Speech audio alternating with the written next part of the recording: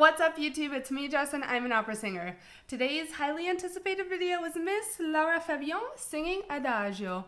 Let's go. Is this from the same concert?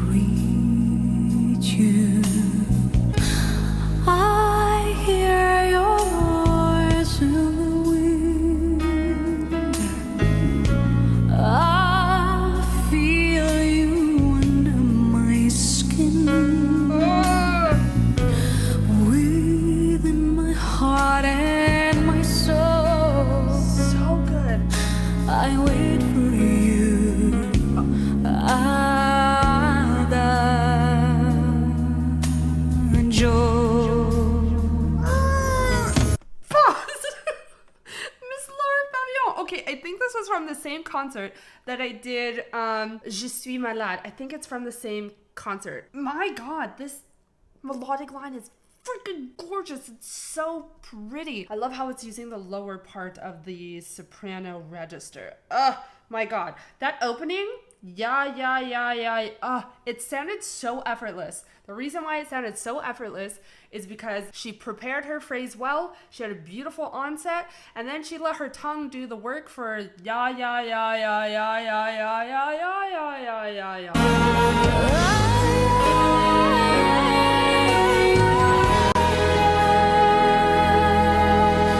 That's literally what did all the work. Okay, I've got to look at the lyrics because I don't know this piece. Oh yes, on the word reach. The beautiful straight tone that she gave, and the way that that note was held out, and then dipped to reach you, dipped down to the meter second. I don't know how to reach you. That straight tone on the word reach was everything. I could also hear it going up. Reach you. That would be an alternative, but Lara. Okay. I hear your voice in the wind. That melodic line, the way it just effortlessly kind of moved between the jumps. It reminded me just of a very light, gentle breeze going on. And on the words, I hear your voice in the wind. Oh, so beautiful. I really love how she's using this legato line and also playing around with different dynamics within the phrases, and she's playing around with the dynamics in different ways. She is doing that by emphasizing the consonances and the vowels within the words, and then she's also emphasizing certain words by leaning into them, let's say in a more crescendo way, a more mezzo forte way, or backing off of it and giving us a piano. This was very, very evident in the phrase, oh yeah, I feel you under my skin, within my heart and my soul. I feel you under my skin, within my heart and my soul.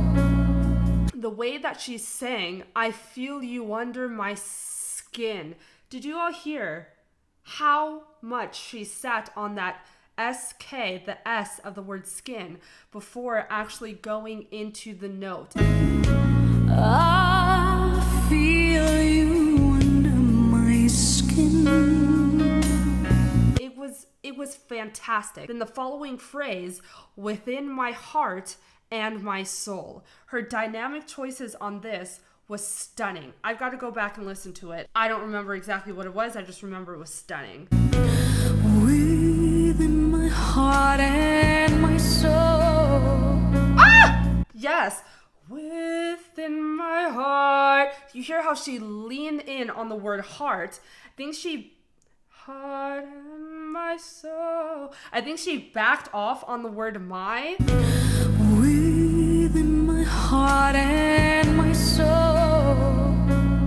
And then crescendoed right into my soul again. Brilliant. It's a beautiful, beautiful play on dynamics, how you can make a phrase interesting. Now, last thing.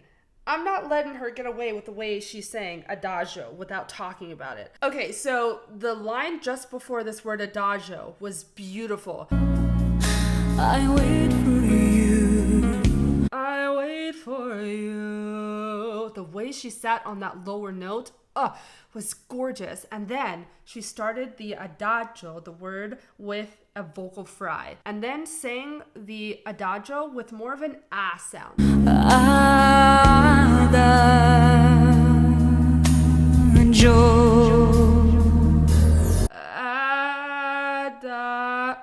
And then, okay, so the beauty of this adagio was the vocal fry at the very beginning.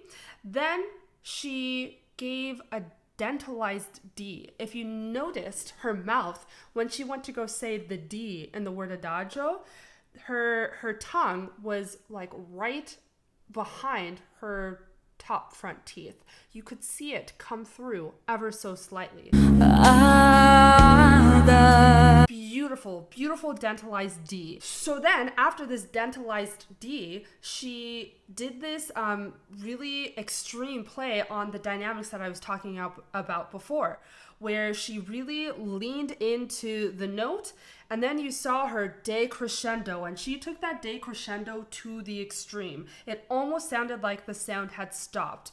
She didn't take a breath, but the sound was so pianissimo. And then she went ahead and leaned in on the word, on the syllable jo.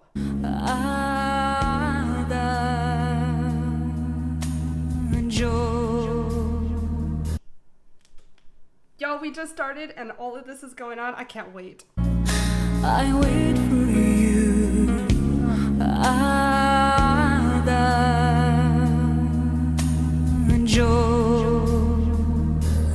So good. All of these nights without you. Yes. All of my dreams surround you. I see and I touch your face. I fall into your embrace.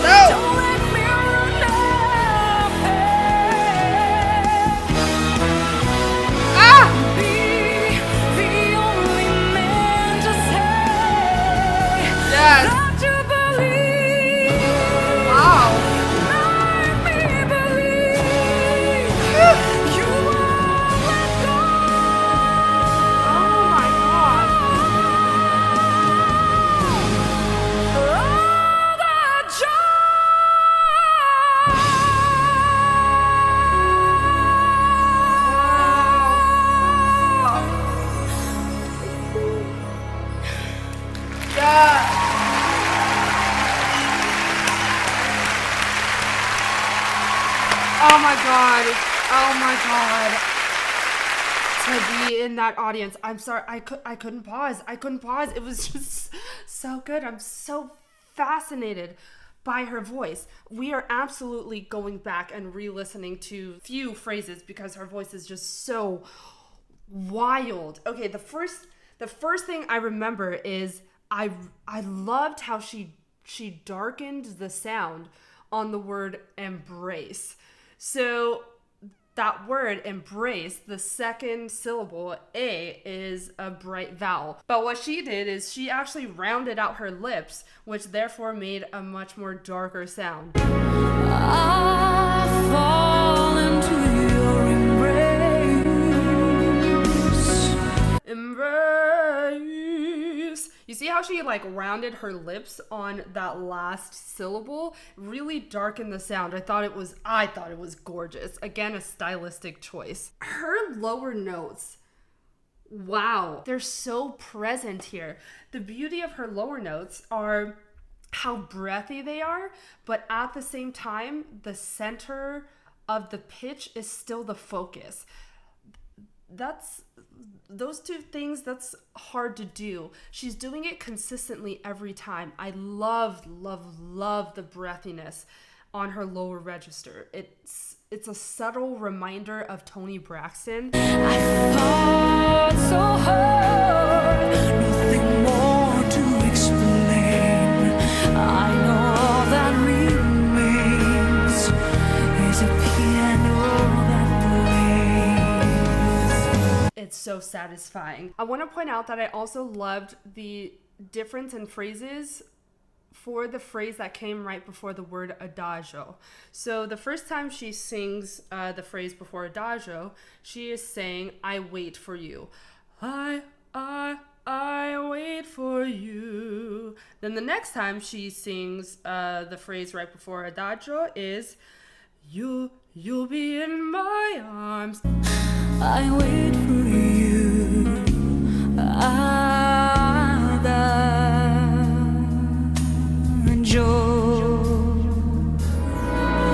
You'll be in my arms.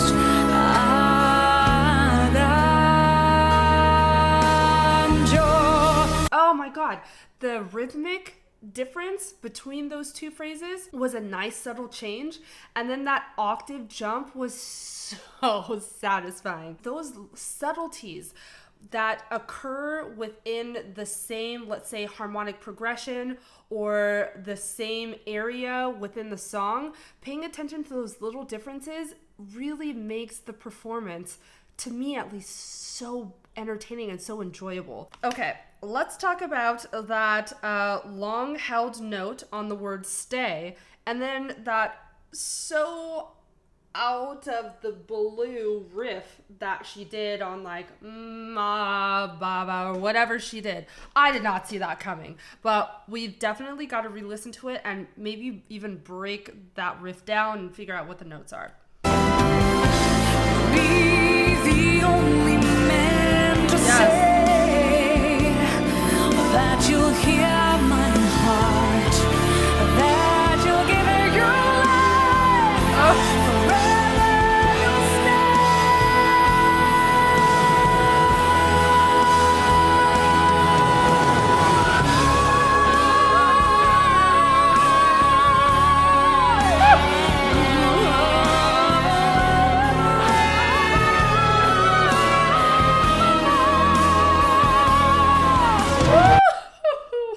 Okay, her chest voice I think is one of the most satisfying chest voice to listen to, because it's wild how she's able to sing that high, bring up that chest voice, but not sound tiring. It doesn't sound pressed. It doesn't sound like it's too hard. It doesn't sound like she's reaching for the note. It doesn't sound like she is at all even phased that it's a high note. That is what is so satisfying about her upper register and her chest voice.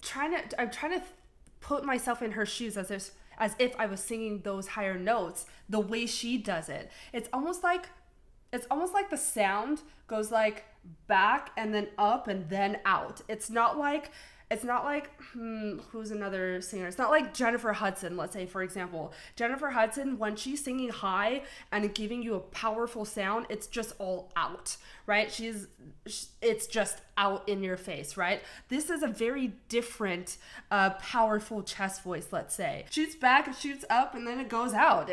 But it doesn't sound like it's stuck in her body. It's still coming out. Y'all, I'm flabbergasted. I just can't get enough of it. The way that she sustained stay on that really high note was so stunning and so hard, because you're staying on one note for a long time and on one vowel the whole time. You get off of that vowel in the slightest, it'll stick out. She did a phenomenal job just carrying out that A vowel all the way through.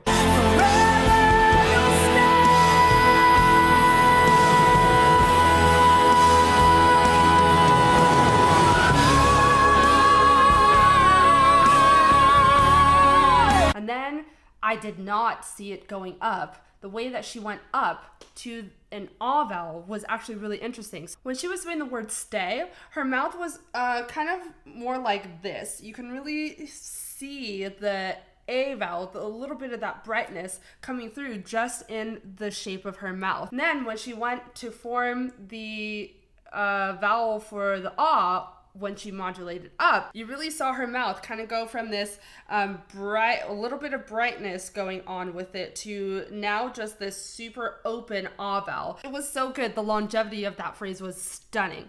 Now, this riff, I'm curious. I gotta figure out what the heck these notes were, just for my own curiosity.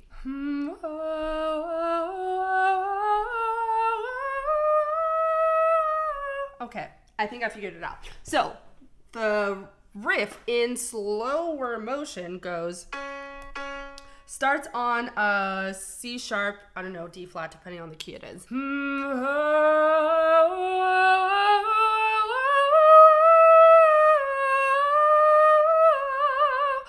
She did it, much quicker.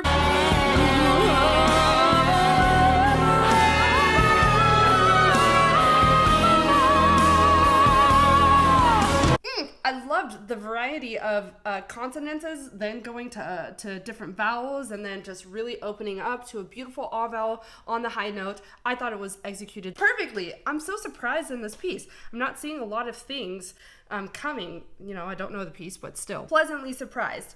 Last thing I want to talk about is the very last long held out note. What I want to point out is when you're sustaining a high note and you're sustaining it on one vowel, there's like this sensation that can happen and does happen to the mouth when you're just essentially stuck on this one position. When she went to sustain this long note on the last syllable of the word adagio, she used an ah vowel, perfect because it's a high note. And what happened is, if you noticed, her upper lip, as she was holding and sustaining that note, her upper lip was kind of quivering as it was resting in one place.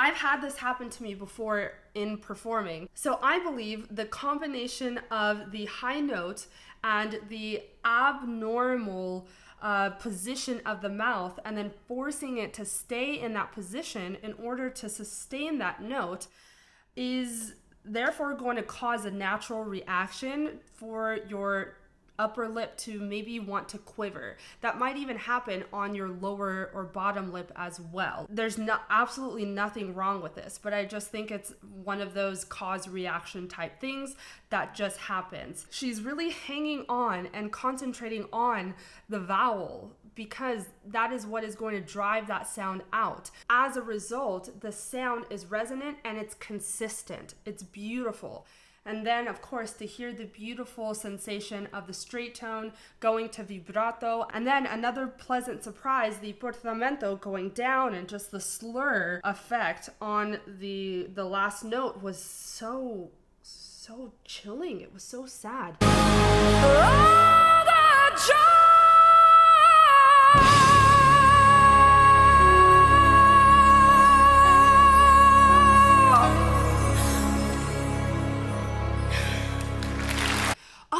And then the breath, that final at the end, my God, it's just such a pleasant surprise.